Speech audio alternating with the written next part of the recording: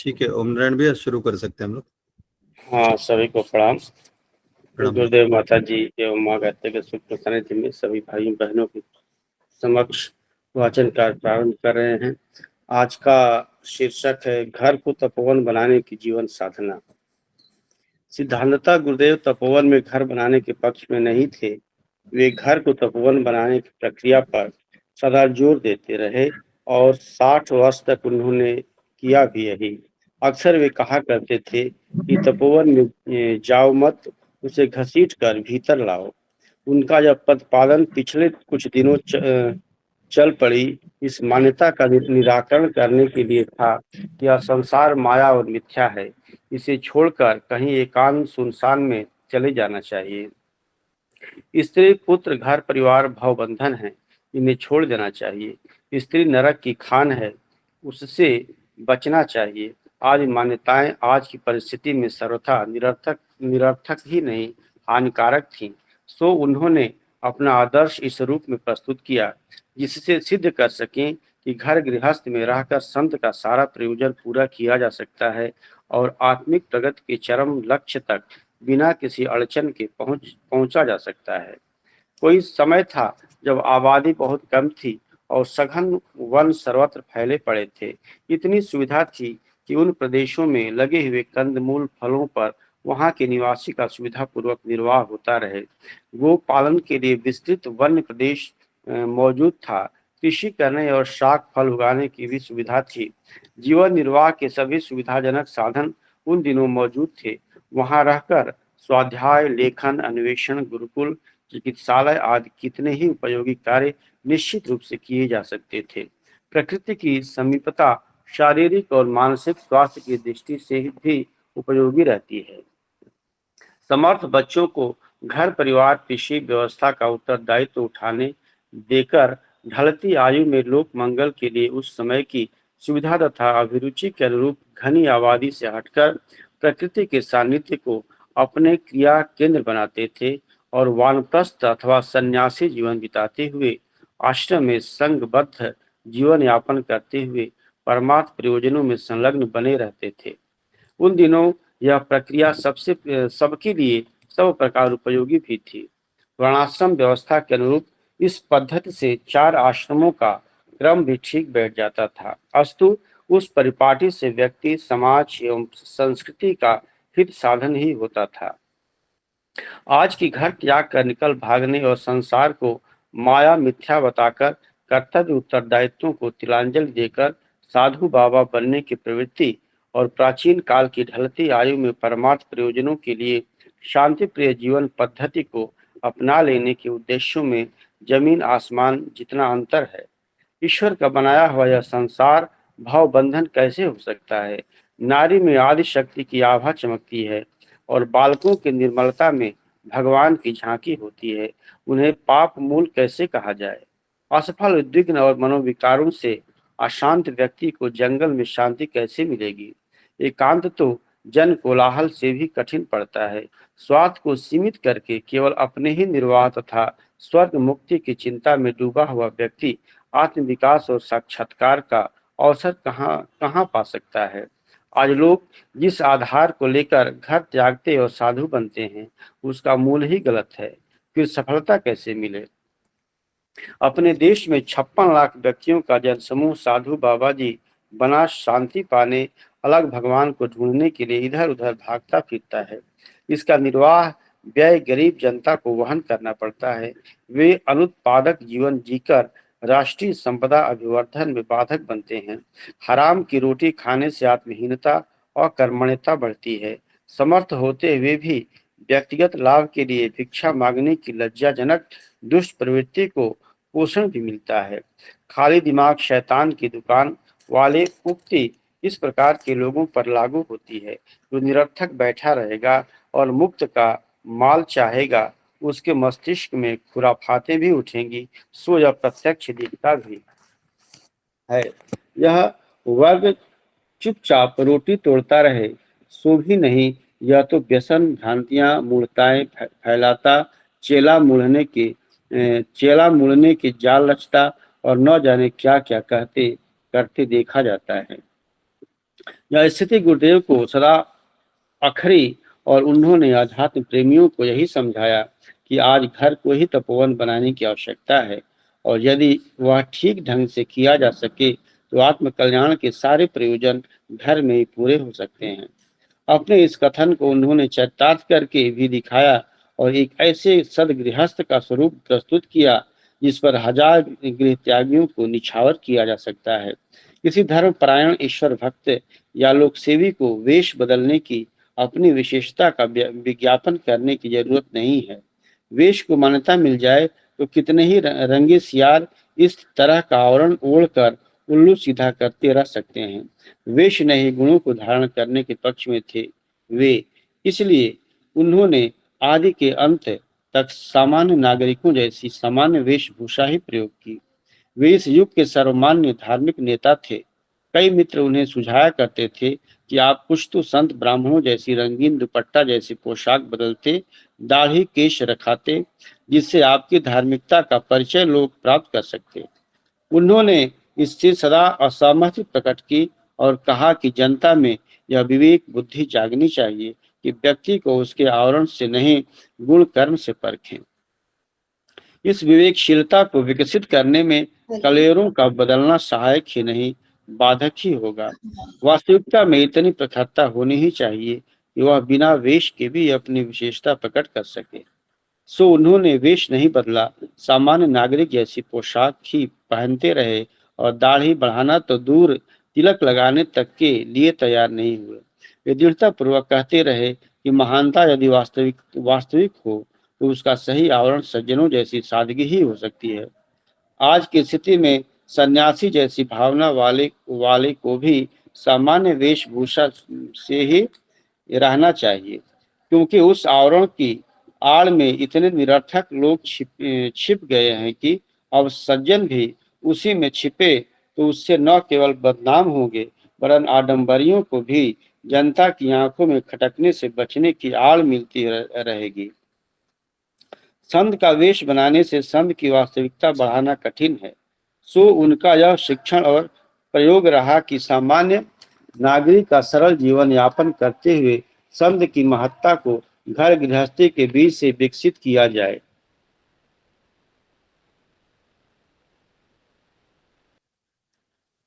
गुरुदेव ने अपने महान जीवन की सुगंध से अपने छोटे से परिवार को इस प्रकार सुगंधित किया कि देखने वालों के मुख से यही निकलता रहा, धन्यो गृहस्थ आश्रमः।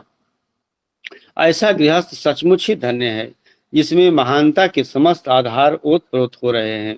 अपने बालकों से उन्हें संतोष नहीं होता था, जितने अपने उतने ही उन दूसरों के जिनके पास बालकों के विकास की समुचित व्यवस्था नहीं थी।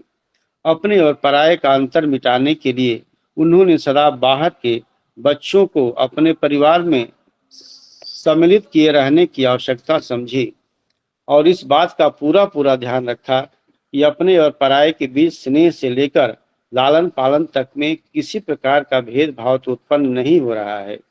व्यस्त कार्यक्रम से छूटकर जब भी वे अवसर पाते बालकों के साथ खेलने खिलाने में हंसने हंसाने में ऐसे तन्मय हो जाते थे मानो वे मात्र बालक ही हों।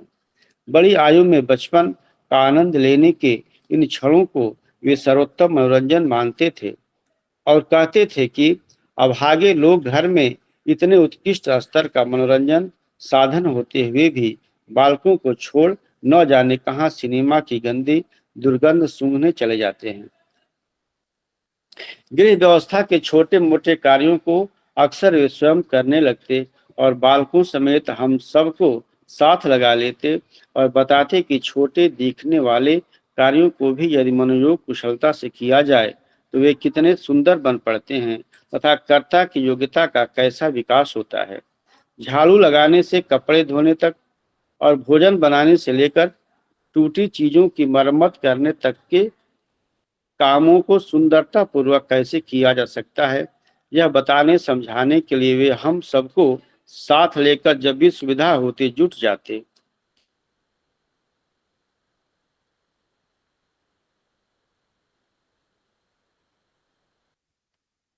मैं अक्सर झड़ती और कहती कि आप इन छोटी छोटी बातों के लिए अपना मूल्यवान समय क्यों बिगाड़ते हैं? मुझे शर्म लगती है। कोई बाहर का देखेगा तो यही कहेगा कि इनकी गृहिणी आलसी या बेशऊर है, अन्यथा घर गृहस्थी के काम स्वयं क्यों करते? वे हंस पड़ते और कहते कि इसमें हर्ज ही क्या है, जो देखेगा सो सीखेगा कि मर्दों को भी गृहस्थी चलाना आना चाहिए। इससे मर्दों की पराधीनता दूर होगी और स्त्रियों को लगेगा कि वे ही छोटे काम करने के लिए बाधित नहीं हैं। इसी प्रकार हंसी मजाक चलता चलता रहता और हम सब मिलकर गृहस्थी का काम निपटाते तो न केवल व्यवस्था संबंधी अनेक जानकारियों भरा प्रशिक्षण मिलता वरन आनंद भी खूब आता। घर परिवार की हर चीज सुंदर सुसज्जित और सुव्यवस्थित रहे तो छोटे से किराए के घर में बढ़िया होटलों से भी अधिक सुविधाजनक रह सकते हैं। इस शिक्षा को अपने परिवार के प्रत्येक व्यक्ति ने पाया है। घर की पाठशाला में जीवन व्यवस्था के अनेक गुण जिन बालकों ने सीखे हैं, आशा की जानी चाहिए कि वे भी अपनी गृहस्थी ऐसी ही आनंदमय बनाकर शांति से जिएंगे और साथियों को संतोषपूर्वक जीने देंगे। घर को तपोवन बनाने के लिए गृहपति को स्वयं तपस्वी बनना पड़ता है। भीतर से और बाहर से जैसा सोचा होगा वैसे ही सिक्के ढलते चले जाएंगे। दर्पण में वैसे ही आकृति दिखाई देगी जैसे कि स्वयं की होगी। परिवार का स्वरूप और वातावरण उत्कृष्ट स्तर का बनाने के लिए अपने को ऐसा बनाया जाना चाहिए जिसका अनुकरण परिवार के सदस्यगण स्वयं ही करने लगे। आत्मनिर्माण के बिना परिवार का निर्माण नहीं हो सकता। परिवार मिलकर समाज बनता है। जैसे परिवार होंगे वैसा ही समाज बन जाएगा। यह कहने की आवश्यकता नहीं कि परिवार का संचालक अपने गुण कर्म स्वभाव में दृष्टिकोण और आचरण में उत्कृष्टता का समावेश करके ही इस योग्य बन सकता है कि सुसंस्कृत एवं समुन्नत परिवार का सृजन कर सके। गुरुदेव ने परिवार को तपोवन में विकसित करने के लिए जो आत्म संयम और आत्मनिर्माण की साधना की उसे हर आत्मवेत्ता के लिए अनुकरणीय ही कहा जा सकता है। इन दिनों न कहीं ऐसे वन उपवन हैं जहां गुजारे के लिए कंद मूल फल पर्याप्त मात्रा में मिल सके और न कृषि गोपालन आदि के लिए जगह बची है जहां रहकर स्वावलंबी निर्वाह की व्यवस्था बनाई जा सके। अब साधु बनकर भिक्षा पर ही निर्भर रहना होता है। इस भिक्षा में कितना पैसा न्यायोपार्जित है, श्रद्धा पूर्वक दिया हुआ है, यह जानना कठिन है। अनीति से कमाया हुआ अश्रद्धा अथवा स्वार्थ कामना से दिया हुआ प्रत्युपकार किए बिना ग्रहण किया गया भिक्षा धन किसी को हजम नहीं हो सकता।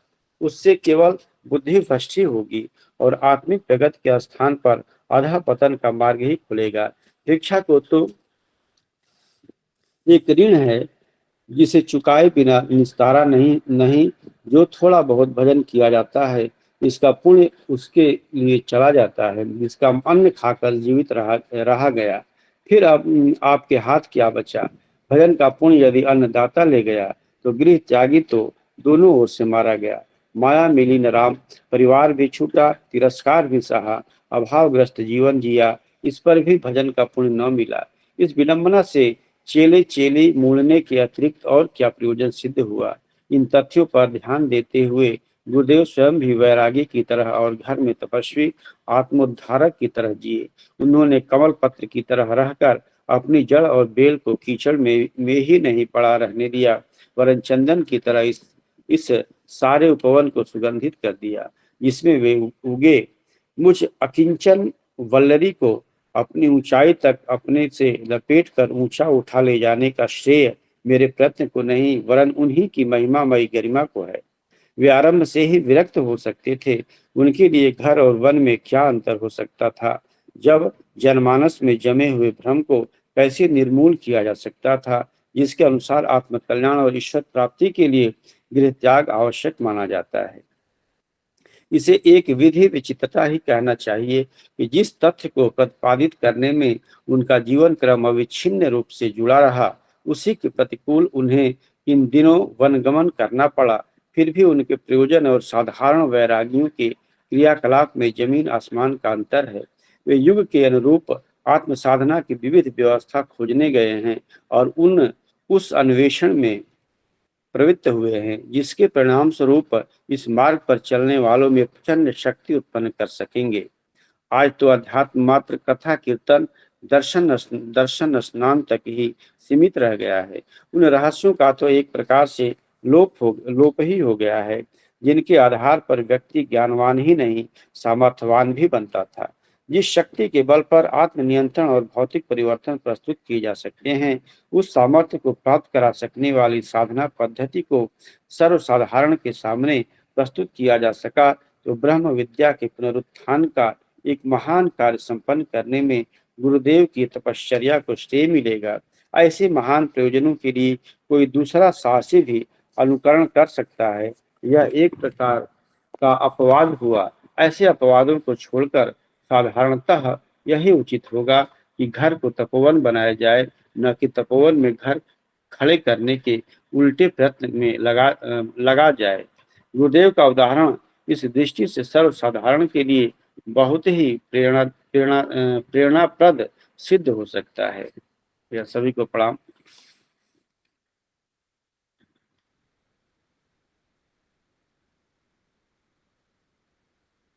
जी भैया, बहुत बहुत आभार। तो मेरा निवेदन है, कोई भाई बहन इसमें अपना साथ प्रस्तुति करना चाहें, कर सकते हैं।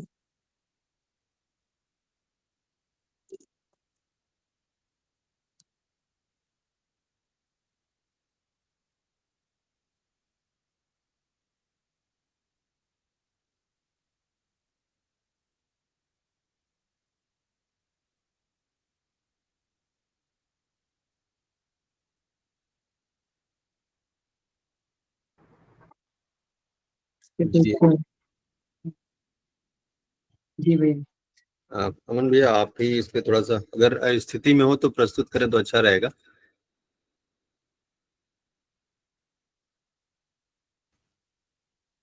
अमन भैया।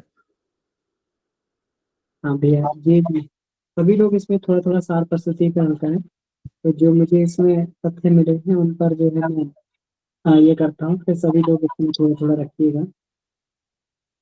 कि पहले तो गुरुदेव ने ये अ, उन्होंने इसका तर्क तथ्य द्वारा ये प्रस्तुत किया है कि वन में लोग तपोवन क्यों बनाया करते थे। वन में लोग उसमें रहने का उनका क्या तात्पर्य था। आबादी बहुत कम थी और वन सर्वत्र फैले हुए थे, और वहाँ जो निवासी रहते थे उनको कंदमूल बड़ी आसानी से वहाँ मिल जाते। वहाँ खाने का कोई अ, वो नहीं था, वहाँ पर कंदमूल इत्यादि फल वहाँ के निवासियों को आराम से प्राप्त हो जाते थे। गौपालन के लिए अच्छा था वहाँ पर, और कृषि करने, शाक फल उगाने की सुविधा भी थी।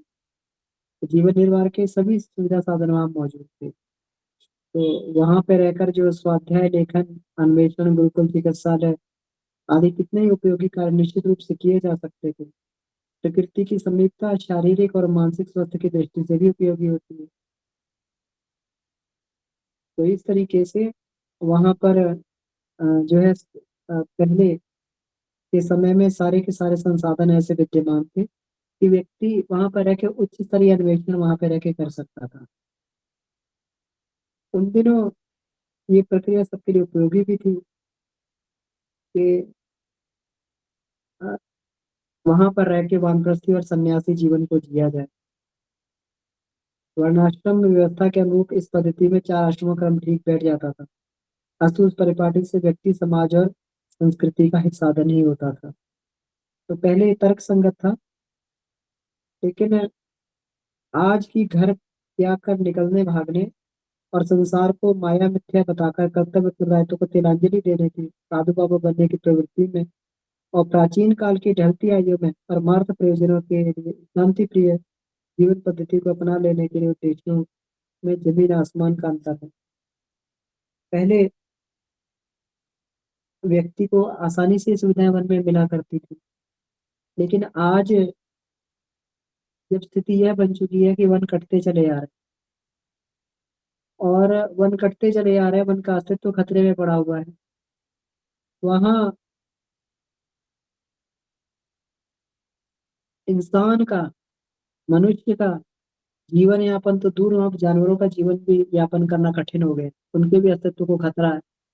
जब अन्य जीव जंतुओं के अस्तित्व को खतरा है तो मनुष्य वहां पे कैसे रह सकता है? मनुष्य वहां के संसाधन का प्रयोग करके कैसे रह सकता है वहाँ? जो अब संसाधन है, एक तो जंगल वन कटते जा रहे हैं और ऐसे में भी वहां रहकर आबादी बढ़ा के वहां के संसाधनों का दोहन किया जाए, तो ये जो है आज के हिसाब से ये ठीक नहीं है। और आज का परिप्रेक्ष्य भी गुरुदेव ने बता दिया है कि घर त्याग कर निकल भागने और संसार को माया मिथ्या बनाकर बताकर कर्तव्य उत्तरदायित्व को तिलांजलि देने की आज की जो साधु बाबाओं की प्रवृत्ति है। और पुराने काल में जो है ढलती आई और परमार्थ प्रयोजनों के लिए शांतिप्रिय जीवन पद्धति को अपना लेने के लिए उद्देश्य में जीवन आसमान में फर्क है। तो आज की मान्यता पुरानी मान्यता में बहुत जमीन आसमान का फर्क है। गुरुदेव कहते हैं कि ईश्वर का बनाया संसार भवबंद कैसे हो सकता है?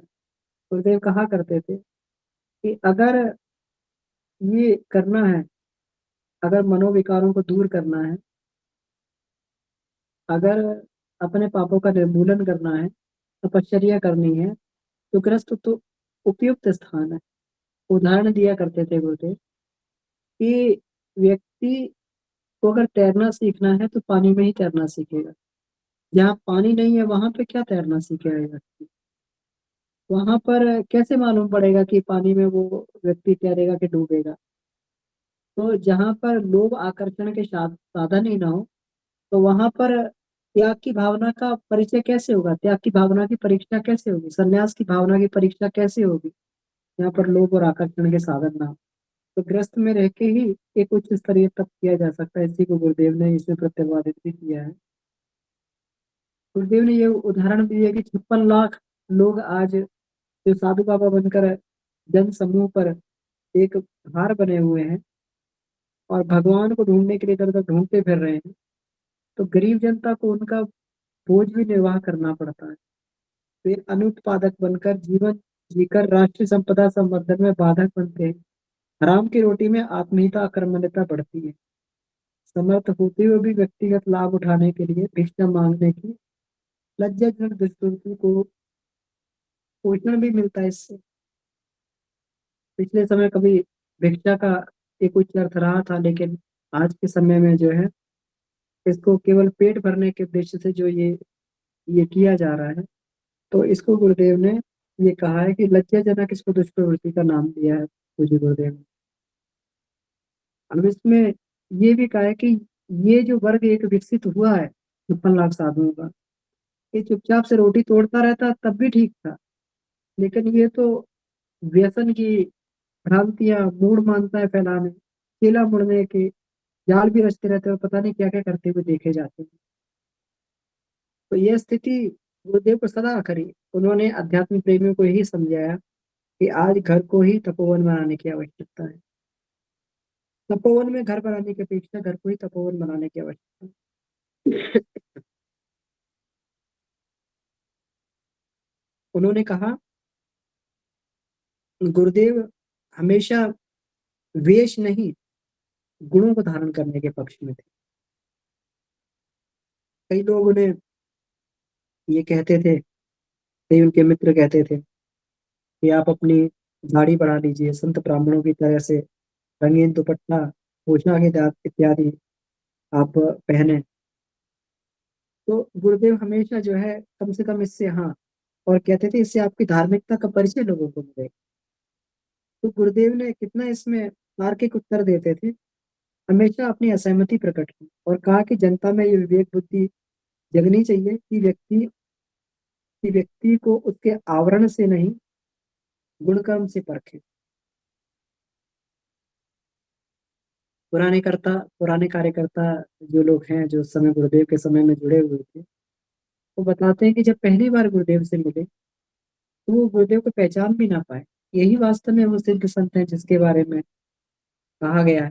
बड़े ही सामान्य से दिखने वाले व्यक्ति गुरुदेव। तो लोग पहली दृष्टि में जो लोग अपना एक ये बना के जाते थे, अपने अंदर एक मान्यता बना के जाते थे कि वो इस प्रकार से होंगे, ऐसे ऐसे वेश बनाया होगा, दाढ़ी होगी, इस तरीके से होगा, लेकिन गुरुदेव सर्वथा उसके विपरीत निकलते थे। तो गुरुदेव ने हमेशा अपनी असहमति प्रकट की और उन्होंने कहा कि विवेक बुद्धि जगनी चाहिए और जो है जनता में विवेक बुद्धि जगनी चाहिए और व्यक्ति को उसके आवरण से नहीं, उसके कपड़ों से नहीं, गुण कर्म स्वभाव से परखा जाना चाहिए। जबकि आज केवल आवरण देख के जो है भोली भाली जनता उनसे ये हो जाती है,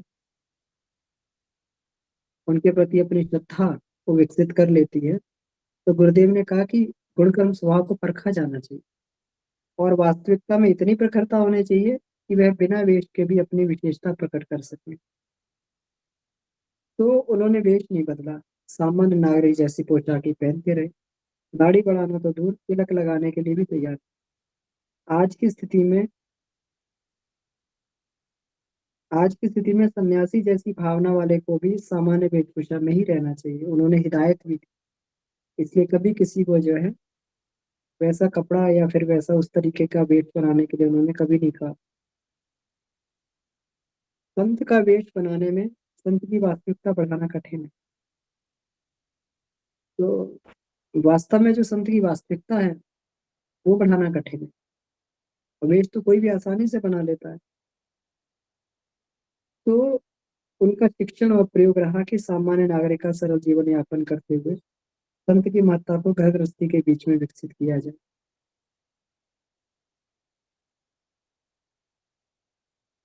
तो गुरुदेव ने जो है ये कहते हैं कि अपनी महान जीवन की सुगंध से घर के वातावरण को हमेशा सुगंधित रखा और देखने वाले यही कहते रहे, धन्यो गृहस्थ आश्रम। ऐसा गृहस्थ सचमुच ही धन्य है। गुरुदेव को अपने बालकों से संतोष नहीं होता था, मात्र वो उनसे दूसरे बालकों से भी उतना ही प्रेम करते थे जिन बालकों के पास विकास की समुचित व्यवस्था नहीं थी। अपने पराये के अंतर मिटाने के लिए उन्होंने सदा बाहर के बच्चों को अपने परिवार में सम्मिलित किए रहने की आवश्यकता समझी और इस बात का पूरा पूरा ध्यान रखा कि अपने पराये के बीच में स्नेह से लेकर लालन पालन तक के किसी प्रकार के भेद उत्पन्न न हो। और इसमें बड़ा सुंदर इसमें ये लिखा गया है कि व्यस्त कार्यक्रम से जब भी छूटते थे तो अवसर पाते बालकों के साथ खेलने खिलाने में, हंसने हंसाने में ऐसे तन्मय हो जाते मानो वे मात्र बालक न हो।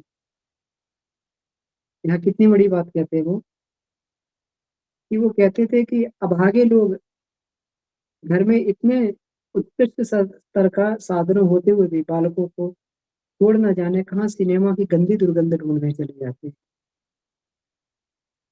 तो बालकों से इतना गुरुदेव का प्रेम था, इतने गंभीर रहते हुए भी कभी उन्होंने अपनी इस बात को कभी नहीं उन्होंने किया था। बालकों से, बच्चों से बच्चे बन के ही वो हमेशा उनसे खेलते रहे और मनोरंजन अपना जो इसी माध्यम से करते रहे। घर व्यवस्था में भी छोटे मोटे जो कार्य हुआ करते थे वो अक्सर स्वयं करने लगते थे। बालकों समेत हम सबको साथ लगा लेते और बताते कि छोटे दिखने वाले कार्यों को भी यदि मनोयोग कुशलता से किया जाए तो कितने सुंदर बन पड़ते हैं तथा कर्ता की योग्यता का कैसे विकास होता है। झाड़ू लगाने में, कपड़े धोने तक, भोजन बनाने से लेकर टूटी चीजों की मरम्मत करने के कामों में सुंदरता पूर्वक कैसे किया जा सकता है, बताने समझाने के लिए वे हम सबको साथ लेकर जब भी सुविधा होती उसमें लग जाते थे। माता जी कहती कि हम हमेशा कहा करते थे कि अगर कोई बाहर के व्यक्ति देखेंगे तो क्या कहेंगे, आप इसमें अपना मूल्यवान समय क्यों बिगाड़ते। महाकाल स्तर का व्यक्ति जब इसमें घर गृहस्थी के छोटे छोटे साधारण साधारण कामों में लगा हुआ है तो माता जी का कहना स्वाभाविक था कि आप इतना मूल्यवान समय इसमें क्यों बिगाड़ते। तो गुरुदेव हंसकर कहते थे, इसमें हर चीज क्या है, जो देखेगा सीखेगा कि मर्दों को भी गृहस्थी चलानी आनी चाहिए। इससे मर्दों की पराधीनता दूर होगी और स्त्रियों को लगेगा कि वे छोटे काम करने के लिए बाधित नहीं है। बहुत बड़ी बात है ये, बहुत सुंदर इसमें गुरुदेव ने कहा है। इसी प्रकार हंसी मजाक में गृहस्थी चलती रहती है और सब लोग मिलकर गृह व्यवस्था काम निपटाते रहते हैं। परिवार का खर्च सुव्यवस्था सुझाव के बारे में घर के हर सदस्य का परामर्श लिया जाता और आवश्यक कठिनाइयों को हर एक से पूछा जाता।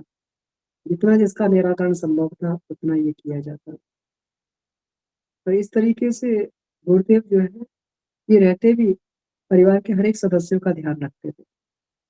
तो ऐसे करके गृहस्थ में उन्होंने तपोवन नहीं, तपोवन बनाया और एक जीवंत स्वर्ग की अनुभूति उन्होंने घर में ही की। उसमें उनका तपोवन का उद्देश्य भी पूरा होता रहा और स्वर्गीय वातावरण का भी उन्हें उसमें लाभ मिलता है। और दूसरों के सामने गुरुदेव ये बताते गए कि दूसरों के सामने गुरुदेव ये उदाहरण रखकर चले गए कि एक आदर्श गृहस्थ में ही रहकर व्यक्ति तपोवन का भी लाभ लाभ उठा सकता है और वहां पर जीवंत स्वर्ग का भी लाभ व्यक्ति उसमें उठा सकता है। तो ठीक है, तो मेरा निवेदन है कि और भी भाई बहन इसमें अपनी बात को रखेंगे। जी।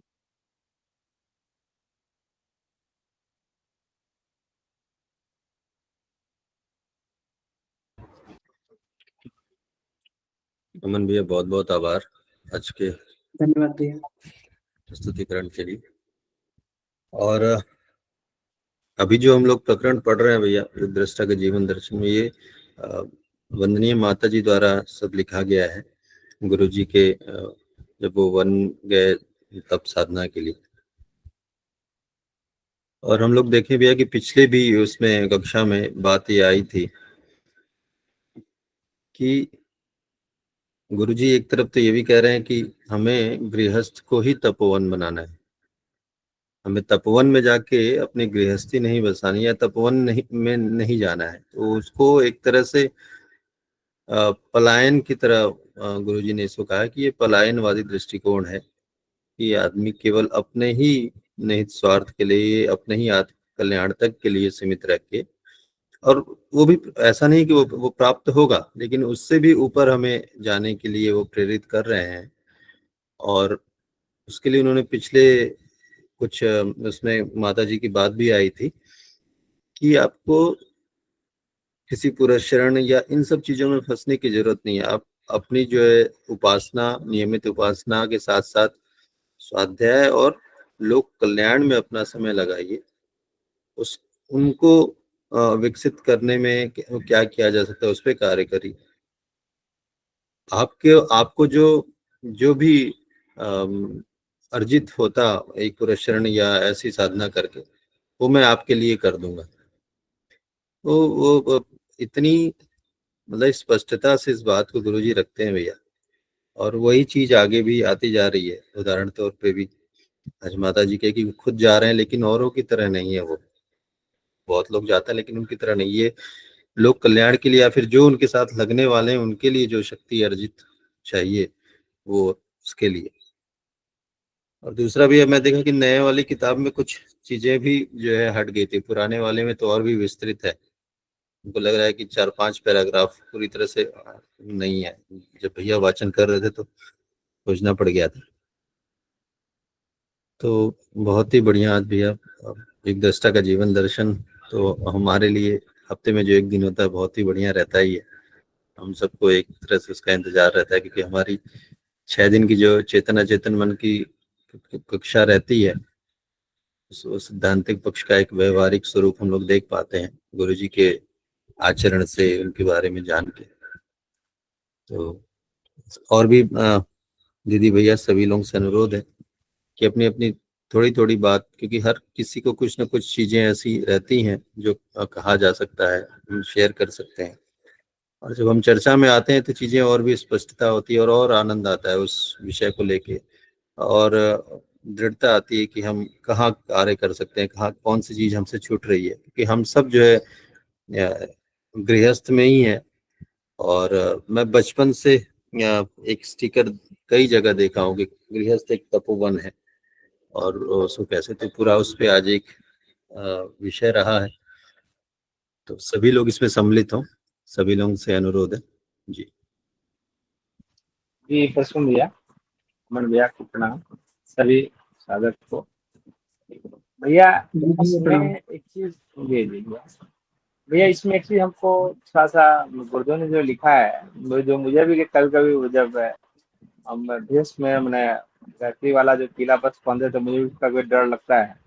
तो गुरुदेव ने इसका लिखा हुआ है कि विष को मान्यता मिल जाए तो कितने ही रंगे सियार इस तरह का आवरण ओढ़कर उल्लू सीधा करते रह सकते हैं, भेष नहीं गुणों को धारण करने के पक्ष में हुए थे। तो इसीलिए उन्होंने आदि से अंत तक सामान्य नागरिक जैसी समान वेशभूषा ही प्रयोग की। तो भैया जब गुरुदेव सामान्य वेशभूषा में रहते थे, इतना सुंदर लगते थे, तो फिर हम लोग को क्यों उन्होंने वेशभूषा के लिए जो है वो बाध्य किया कि जो पीले कपड़े पहने, बिना पीले कपड़े पहने हुए मैंने हम लोग को माने थी नहीं। किसी मीटिंग में जाइए तो पीला कपड़ा पहनना अनिवार्य है, दुपट्टा लेना अनिवार्य है। तो इस तरह से क्यों भैया उन्होंने, अपने तो उन्होंने कभी पीला कपड़ा उनको देखा ही नहीं। मैं अभी तक जितने भी पोस्टर देखा है गुरुदेव का, कभी आज तक मैंने वो पीला कपड़ा नहीं देखा। हम लोग का क्यों ऐसा बात है, इसके बारे में या थोड़ा सा। इस पे मुझे लगता है अमन भैया जवाब दें। उससे पहले बस मैं एक प्रसंग और कहना चाहूँगा कि ठाकुर रामकृष्ण परमहंस वो भी बहुत साधारण रहे, लेकिन अपन विवेकानंद को और भी अपने शिष्यों को जो है उन्होंने संन्यास की और उसकी वो दीक्षा दी थी। ये एक किताब है न भूतो न भविष्यति, उसमें इसका इतना अच्छा वर्णन आता है भैया ना। तो ये लोग अलग स्तर के थे ही, पूरा जो है गुरुजी का भी वही एकदम साधारण उसमें, लेकिन फिर भी अपने सब परिजनों को उन्होंने जो है ये बहुत ही एक तरह से उच्च कोटि का वो है, लेकिन केवल परिधान ही नहीं दिया, उसके लिए साथ में ये भी शिक्षा दी कि हमें इस परिधान को जब हम धारण करें, क्योंकि वो तो स्वयं में पूरा विचारवान थे, विचार ही थे वो स्वयं। हम कम से कम जो है इस परिधान के माध्यम से अपने विचार को परिष्कृत कर पाए, मुझे लगता है। बाकी अमन भैया इस पे और स्पष्टता से बात रखें तो अच्छा रहेगा। जी भैया। जी मीना दीदी का हैंड रेज, तो मेरा निवेदन है पहले मीना दीदी जी अपनी बात को रखना चाहते तो रखते जरूर। जी भैया प्रणाम, सभी को प्रणाम। इसमें एक और दृष्टिकोण गुरुदेव दे रहे हैं। गुरुदेव ने जो क्रांतिकारी परिवर्तन किए, ये जो साधु वेश था इसको सम्मान मिलता था पहले। तो एक तो सामान्य व्यक्ति के रूप में गुरुदेव ने अपने आप को स्थापित करके और फिर भी अपनी जो उनकी प्रसिद्धि थी या उपलब्धियां थी वो लोगों तक पहुंच पाई। बचपन में जैसे अभी बताया ना कि इस रूप को धारण करके और जब उसका गलत प्रभाव जाता है तो वो कैसा रहता है, कि मुझे बचपन का याद है कि हमारे घर एक साधु आया करते थे। लेकिन जैसे कहते हैं ना कि आचरण को देखते हैं बच्चे, नोटिस करते हैं, तो हमें वो माता जी का स्वभाव धार्मिक होने के कारण वो उनका ये रहता था। हमें तो उन्होंने यही शिक्षा दी कि भाई घर पर कोई साधु आ रहे हैं तो उनका मान सम्मान जैसे भी कर सकते हैं। लेकिन जैसे छोटे होते हुए भी हम लोग ये वॉच करते थे, भाई बहन भी, कि वो बहुत स्वार्थी थे और भर पेट भोजन करते थे और आराम करते थे। फिर उनको पैसे भी चाहिए होते थे और मेरी माताजी के भावनाओं को भी वो, जैसे कहते हैं ना कि उसको कैसे फायदा उठाना है, ये भी उनको पता था। तो पापा इतना इंटरफेयर नहीं करते थे। और उसके बाद हम यहाँ, उनका था साल में 2 बार 3 बार, वो जब भी ये जैसे इसमें गुरुदेव ने लिखा है, उनको आदत पड़ जाती है कि वो चेले बनाने की और उनसे उघाने की आदत पड़ जाती है। और इस चीज को भी वो ये दिखाते हैं कि भाई हमारा जो सम्मान कर रहे हो या खाना खिलाना जो भी चीज है, तो ये हमारा हक है और इससे आपको, पर हम बच्चे होके भी समझते थे, तो इससे जो अश्रद्धा आती थी। और उसके बाद हमने पापा को गवर्नमेंट फ्लैट मिला तो यहाँ से पूछते पाछते वो वहां भी आने लगे और काफी उगाही करके जाते थे वो। माता जी का जो स्वभाव था कि जो भी कुछ उनके पास होता था वो उससे ज्यादा देने का प्रयास करती थी। हालांकि ये मैंने देखा उनके विश्वास की शक्ति थी कि उससे वो जरूर लाभ भी होता ही होगा, लेकिन हम बच्चे थे तो थोड़ा वॉच करते थे कि ये कैसा व्यवहार कर रहे हैं, किस तरीके की बातें कर रहे हैं, और खा पी के आराम से ऐसे आराम फरमाते थे वो बड़े उससे। और गुरुदेव ने इसको जो नकारा, और ये भैया पीले वस्त्रों की जो बात थी, मैंने इसमें कहीं पढ़ा था, तो गुरुदेव ने इसको कहीं भी ऐसे नहीं कहा कि आपको इसको धारण करना है और जाना है। ये हम लोगों ने उसको बना लिया है, इस बारे में बाबूजी ने भी कहा था। लेकिन गुरुदेव ने जब इसको किया था तो इसके पीछे एक रीजन ये था कि ये हमारे अहम को समाप्त करने का था। जैसे मान लीजिए मैं ही हूँ, तो हम शहर में रहते हैं, तो हम एक पोशाक में किसी के सामने जाने से थोड़ा कतराते हैं। तो ये कि पता लगना चाहिए कि आप किस मार्ग पर चल रहे हैं, और इसके पीछे इसको पहनने का, जैसे ड्रेस कोड इसको कह सकते हैं कि उन्होंने ड्रेस कोड रखा है इसको। लेकिन आजकल तो वो लोगों ने इसको अपना पहचान ही करके बना लिया है, और फिर वही संप्रदाय वाली स्थिति बन गई है कि भाई आप एक उसकी पहचान हो जाए इससे। और ये एक बार बाबूजी बता भी रहे थे गुरुदेव के विषय में। गुरुदेव वो जो जिस तरह का कुर्ता पहनते थे, तो कुछ लोगों ने वो उसकी नकल करनी शुरू कर दी। तो गुरुदेव ने उसमें चेंज किया, और कह रहे फिर उसको उन्होंने बदल ही दिया, और कह रहे वो मुस्कुराते थे इस चीज को देखकर कि लोग कॉपी करने की कोशिश करते हैं। और दूसरा इसमें जो बच्चों वाली बात आई है, तो ये बहुत ही सुंदर कहा है गुरुदेव ने, क्योंकि जिनके घर में भी जब छोटे अवस्था के बच्चे होते हैं, तो उसके साथ हम अपनी सांसारिक दुनिया से बिल्कुल एक परमहंस वाली स्थिति में, उनके खेल में, उनकी बातों में, उनके भावों में हम पूरा भूल जाते हैं अपनी हर प्रकार की जो भी परेशानी होती है। और ये जो घर में काम करने की बात है, ये मेरे घर में प्रत्यक्ष मैंने देखा कि मेरे पिताजी मतलब पापा का ये था, वो घर में सब काम करते थे, हर चीज करते थे। और अभी भी वो 80+ होने के बाद भी उनके अंदर ये चीज नहीं है। वो अपने सभी कामों को, अपने ही नहीं दूसरों के भी सब कामों को कर देते हैं, चाहे वो किचन का काम हो, साफ सफाई का काम हो।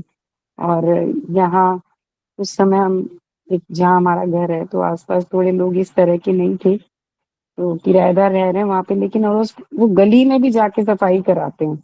और मम्मी यही बोलती थी कि सारे लोग ये क्या बोलेंगे कि भाई आप ये क्यों लगे रहते हो बिना किसी मतलब के।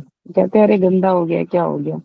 तो ये मानसिकता, और हमारे घर अड़ोस पड़ोस के जितने भी छोटे बच्चे होते थे, वो सब उनके घर वाले कहते थे कि ये बच्चे पता नहीं क्यों आपके घर की तरफ भागते हैं। तो पापा उनको बड़े प्रेम से खाना खिला रहे हैं, ये कर रहे हैं, खिलाना पिलाना और उनके साथ खेलना। तो ये देखकर लगता था कि बच्चे कहीं ना कहीं वो प्रेम से आकर्षित भी होते हैं, और वो जो अपने घर में भोजन नहीं करते थे, तो हमारे परिवार में घुल मिल जाते थे। तो ये भी जो गुरुदेव ने कहा, और आज भी वो व्यवस्था जो हमारे घर में पापा बना के रखते थे एक एक सामान को, आज भी उनकी एक एक चीज संभली हुई होती है। शायद इतनी अच्छी व्यवस्था तो हम भी नहीं कर पाए हैं। तो ये चीज बहुत ही गुरुदेव ने व्यवहारिक लिखी है, और मुझे लगता है जो पुराने लोग थे हमारे, वो इस चीज को अपनाते भी थे। तो लेकिन आज भी हम देख रहे हैं कि ये ईगो जो पुरुष और इसकी मानसिकता में सभी में कमी नहीं आई है। तो ये घर का वातावरण होता है, तो उन्होंने ऐसा किया, तो भाई लोग भी ऐसा नहीं करते हैं। और इसी प्रकार मेरे पापा की फैमिली में चाहे चाचा थे, वो लोग भी ऐसे ही हैं कि अपने घर में हर काम को कर लेना। लेकिन उसका घर के लोगों पर बहुत ही पॉजिटिव इम्पैक्ट आता है। बच्चे जो देखते हैं, समझते हैं। और आज भी इस 80+ होने के बाद उनको शारीरिक कष्ट कुछ है भी, लेकिन वो उसको ना मान के फिर भी घर में पूरी व्यवस्था बनाए रखते हैं, और सामान को सही जगह रखना, और माता जी के बीमार होने पे उनके भी कपड़े धो देना। तो ये बहुत ही अच्छा एक व्यवहारिक पक्ष रखा है, क्योंकि ये जो हमारे अहम टकराते हैं, क्योंकि ये मेरे साथ तो हुआ है, क्योंकि मैंने ससुराल पक्ष में ऐसी चीजें नहीं देखी। और वहाँ हर चीज के लिए एक ये था कि ये काम तो बहुओं को करना चाहिए, ये स्त्रियों को ही करना चाहिए, क्योंकि माता जी की परवरिश इसी प्रकार की थी। और इसको बहुत ज्यादा एक वैसा विषय भी हो जाता था कई बार की टकराहट वाली स्थिति बन जाती थी। तो ये और इसमें जो गुरुदेव ने बताया आज, और भी मैं इसमें पढ़ रही थी पंचकोशीय साधना में, इसमें भी गुरुदेव ने इसको बहुत स्पष्ट रूप से लिखा है कि जो अध्यात्म अगर साधना है, तो उसमें घर में ही होना चाहिए, क्योंकि पानी में ही स्विमिंग सीख सकते हैं। अगर आप सब कुछ छोड़ के जंगल में चले जाएं, तो वहां आपको व्यवहारिक अनुभव नहीं मिलेगा। और घर में जो हर रोज जिस तरह की परिस्थितियां कठिन या आसान या अलग अलग तरह के अलग अलग मानसिकता के लोग होते हैं उनके साथ सामंजस्य बिठाना और कम में ज्यादा में सब तरह से उन परिस्थितियों के साथ जूझना और संभालना और अपना आत्मसंयम बनाए रखना। तो जो ये आत्म साधना की बात की है गुरुदेव ने, तो वो उसके लिए ये गृहस्थ से अच्छा कोई मंच नहीं हो सकता। और इस चीज को हम सब अनुभव भी कर रहे होंगे पहले से और अब की स्थिति में, कि पहले जिन यही घर हमें काफी चीजों से हम परेशान होते थे, निराश होते थे, और आज बहुत से हो भी रहे हैं सभी लोग। और वो कहते हैं कि जो भाग जाते हैं उससे बचकर निकल गए तो वो कभी भी सफल नहीं हो पाएंगे, क्योंकि आप तो बचकर वहां से चले गए, उन परिस्थितियों का सामने आपने किया ही नहीं। तो समाज में जब हम निकलेंगे तो कैसे वो जो ईश्वरीय भावना या कण कण में ईश्वर को देखने का जो गुरुदेव ने हमें एक सिद्धांत दिया है, उसको कैसे हम सार्थक करेंगे? जब हम मनुष्यों में ही नहीं देख पा रहे तो जड़ जड़ में कैसे कर पाएंगे? तो और ये है ही है कि हम रोज देखते हैं और रोज हमारे अनुभव बढ़ते हैं इन चीजों पे। तो मन की साधना के लिए तो इसकी बहुत ही आवश्यकता है। और माता जी बता रही हैं और गुरुदेव अपने जीवन दर्शन से उन्होंने जो इसको व्यवहारिक पक्ष को हम सबके समक्ष रखा है, तो बहुत ही सुंदर रहता है। भैया ने सही कहा कि ये जो व्यवहारिक पक्ष है गुरुदेव के जीवन का, ये हमारे अंदर एक नया चेतना का संचार करता है और बहुत कुछ प्रेरणा भी देता है। सभी को प्रणाम भैया, सबका धन्यवाद।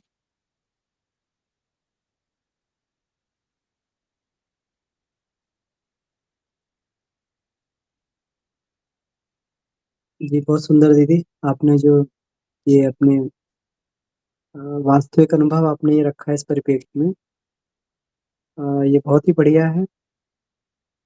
और हाँ, घर गृहस्थी में सहयोग तो हर व्यक्ति को करना ही चाहिए, और इससे एक ये भी मिलता है, शांति और सुकून भी मिलता है, घर में भी वातावरण बढ़िया होता है। जी राहुल भैया जी। जी भाई साहब धन्यवाद। प्रणाम सभी को।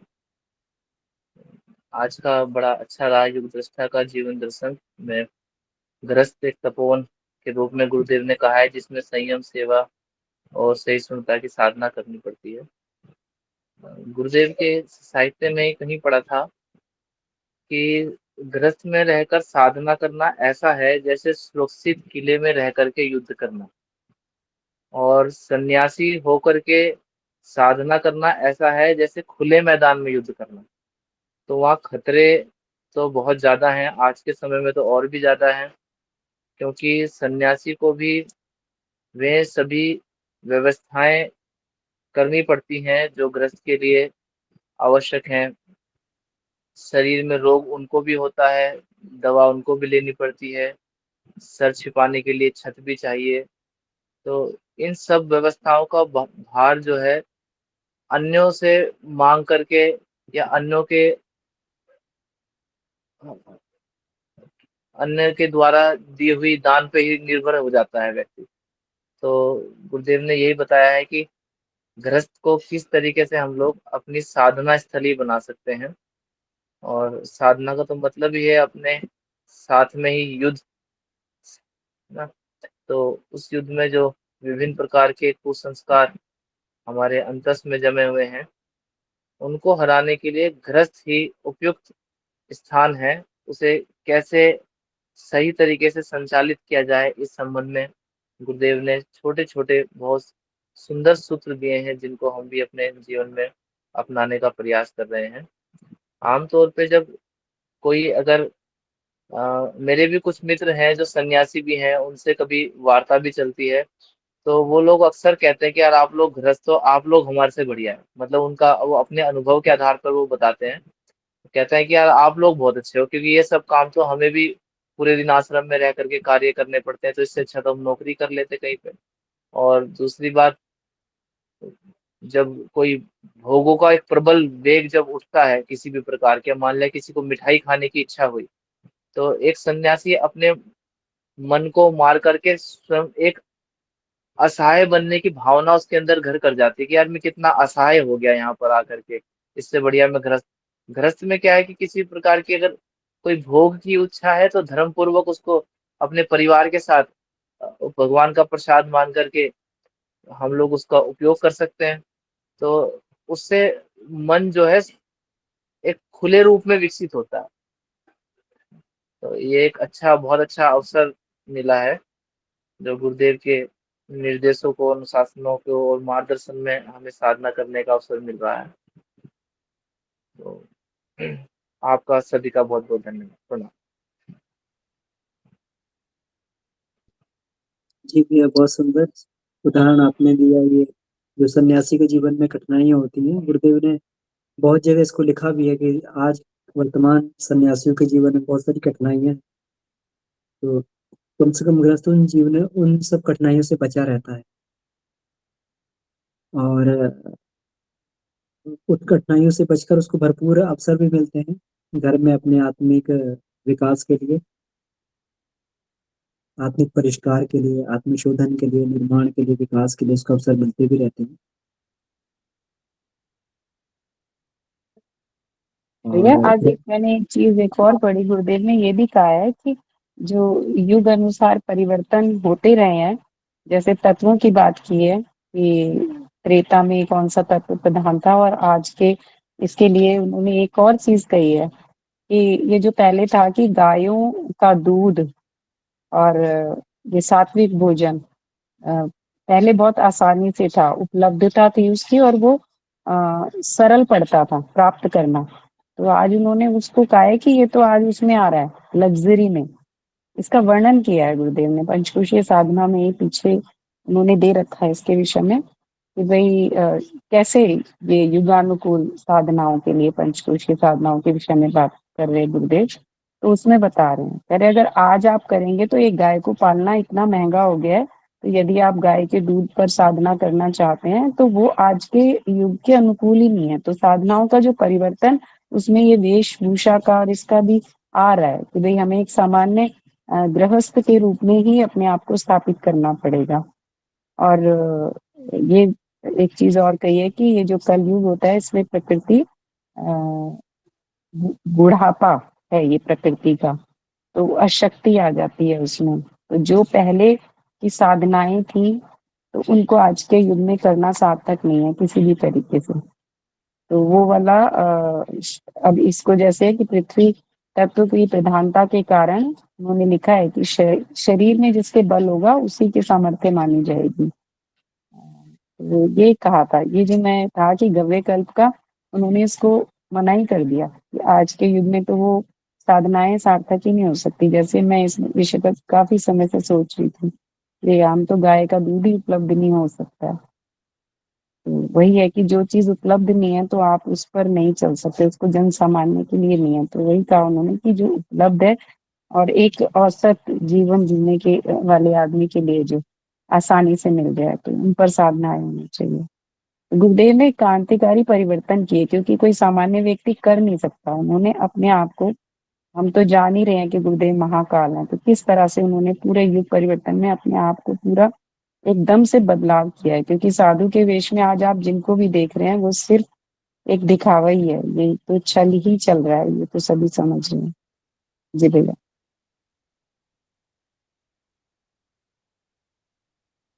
जी जी जी। अम, मनोज भैया का जो प्रश्न था, पीले कपड़ों का क्या महत्व है, तो भैया गुरुदेव ने जो है पीले कपड़ों को अलग रूप में प्रस्तुत किया है। अपने मिशन का एक गीत भी है कि अब तेरा दुख दर्द हृदय का माँ हमने पहचाना, इसीलिए तो पहन लिया है यह केसरिया बाना। तो अगर गुरुदेव पीले वस्त्र पहनने के लिए मना करते तो ये ऐसा गीत नहीं होता। और इसमें भी देखिए ये लिखा है कि यह बाना तप और त्याग की खरी प्रेरणा देगा, इसमें सारा विश्व नई युग की किरणें देखेगा। तो इसकी भी एक महिमा और मर्यादा है, ये पीले कपड़ों की भी एक महिमा और मर्यादा है। उस महिमा और मर्यादा को दोबारा प्रतिष्ठित करने के लिए ये गुरुदेव ने हम सभी लोगों को निर्देश दिया कि कभी इन कपड़ों की भी बड़ी महिमा हुआ करती थी। ये केवल एक जो है केवल वेश मात्र नहीं है, एक त्याग का, बलिदान का प्रतीक है। जैसे भगत सिंह कहा करते थे ना, मेरा रंग दे बसंती चोला, है ना। बसंती चोला जो है, इसी प्रकार केसरिया बाना जो होता है, केसरी कलर जो है त्याग और बलिदान का प्रतीक है। हम सभी जानते हैं झंडे में केसरी रंग। तो इन कपड़ों को पहनकर और जब आचरण का सामंजस्य साथ में बैठता है, तब इन कपड़ों की सही महिमा प्रकट होती है। व्यक्ति अपना जो है ये अपने जीवन में भी, आचरण में भी उसके त्याग है, समर्पण है। और जब ये कपड़े पहन लेता है तो इसकी महिमा कई गुना बढ़ जाती है, इन कपड़ों की महिमा कई गुना बढ़ जाती है। और व्यक्ति के व्यक्तित्व में भी एक अलग प्रकार से अ, एक एक उसकी आती है, एक व्यक्तित्व के अलग अलग तरीके से उसकी छटा दिखाई देती है। तो हम सभी लोगों को यही प्रयास करना चाहिए कि अगर हम लोग पीले कपड़े पहनते भी हैं, तो पीले कपड़ों का ऐसा कोई, गुरुदेव ने ये भी नहीं कहा, भले ही उन्होंने खुद सादा वस्त्र पहने, लेकिन गायत्री परिवार के लोगों को पीला वेश इसीलिए पहनने के लिए बोला कि इसकी जो है त्याग और इसकी जो महिमा का सही सही रूप से पुनरुद्धार, पुनः स्थापन किया जाए। जो पहले कभी इसकी महिमा हुआ करती थी, लोग पीले कपड़े और एक केसरी रंग के कपड़े पहना करते थे, तो जो पहले इसकी एक महिमा थी, लोग उनको देख ही समझ जाते थे कि ये कोई त्यागी व्यक्ति है। तो उसकी दोबारा प्रतिष्ठा हो, तो गुरुदेव ने इसलिए इसको कहा, और हम सभी लोग पहनते भी एक ड्रेस कोड के रूप में, और बात भी सही बैठती है। तो हमारा ड्रेस कोड भी है, और साथ में जो है ये एक त्याग और बलिदान का भी प्रतीक है। जी। बहुत सुंदर भैया, बहुत सुंदर आपने इसका जी। बढ़िया प्रारंभ बताया। जी जी भैया, मेरे भी श्रद्धा अब इस कपड़े में बन गई। और भैया एक और चीज था इसमें कि जैसे गुरुदेव में लिखते हैं कि दान, भिक्षा तो एक ऋण है जिसे चुकाए बिना निस्तारा नहीं। जो थोड़ा बहुत भजन किया जाता है उसका पुण्य उसके लिए चला जाता है, जिसका अन्न खाकर जीवित रहा गया। तो भैया भिक्षाटन तो मैंने जो ऋषियों की जो हमने मैंने हम लोग को जो पढ़ते हैं ग्रंथ वगैरह, तो उसमें जो है ऋषि लोग जो है भिक्षाटन द्वारा ही अपना मैंने यापन करते थे, जीवन चलाते थे। तो भिक्षाटन तो मैंने हमने महाभारत में भी जिक्र आता है, सुदामा जी कृष्ण का भी हमने प्रसंग पढ़ा। तो फिर भिक्षाटन से फिर पुण्य का जो है क्या, इसमें सारा पुण्य जो है वो, इसको थोड़ा सा ये क्लियर किया जाए कि इसमें गुरुदेव ने जो लिखा है, या हम लोग जो अगर गायत्री मंदिर में जाके हम लोग जो भोजन प्रसाद लेते हैं, भोजन अगर तो वो तो अंत किसी और का ही है, तो उसको हम ले रहे हैं, तो क्या हमारा उससे हमारा पुण्य जो है वो क्षय होगा, या क्या भी है इसके बारे में थोड़ा सा क्लियर किया जाए। जी भैया, देखिए इसमें समय हो गया, लेकिन थोड़े ही इसको शब्दों में अपन ये बात कर लेते हैं इसकी, कि सत्यनारायण व्रत कथा में गुरुदेव ने एक बात स्पष्ट कही है, जिसमें भिक्षा जीवी ब्राह्मण है जो, तो उसको गुरुदेव उसको भगवान जो है एक ब्राह्मण के रूप में आते हैं और बताते हैं कि पेट भरने के लिए भिक्षा वृत्ति पाप है। ब्राह्मण तो जितना समाज से लेता है उससे कई गुना अनुदान उसे ज्ञान और तप के रूप में दे देता है ना।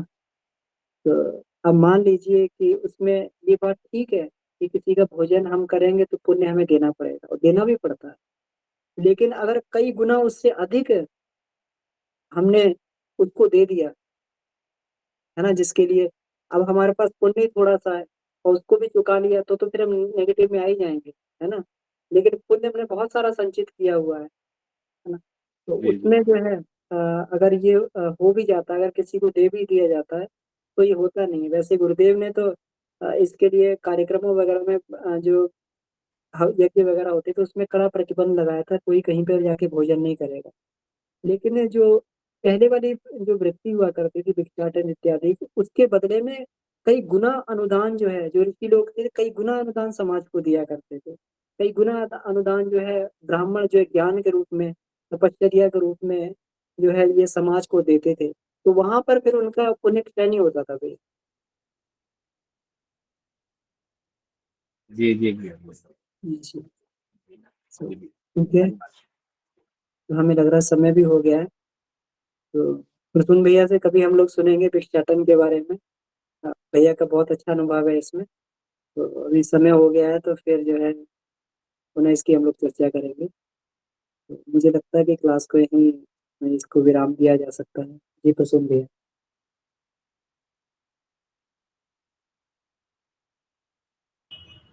प्रणाम भैया। भैया ये निकल गए कहीं। अच्छा अच्छा, ठीक है, ठीक है, ओके, प्रणाम।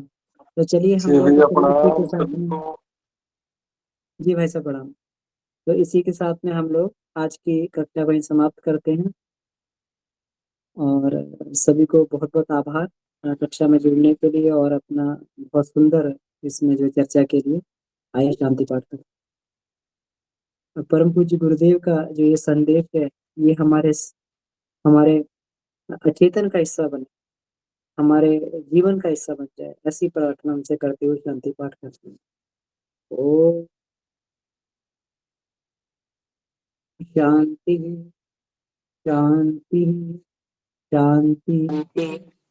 ये समाप्त। सभी को धन्यवाद। सभी को प्रणाम। प्रणाम भैया सभी को। सभी को प्रणाम। भैया शुभ रात्रि। शुभ रात्रि। प्रणाम भैया, सभी को प्रणाम। शुभ रात्रि। सभी को प्रणाम।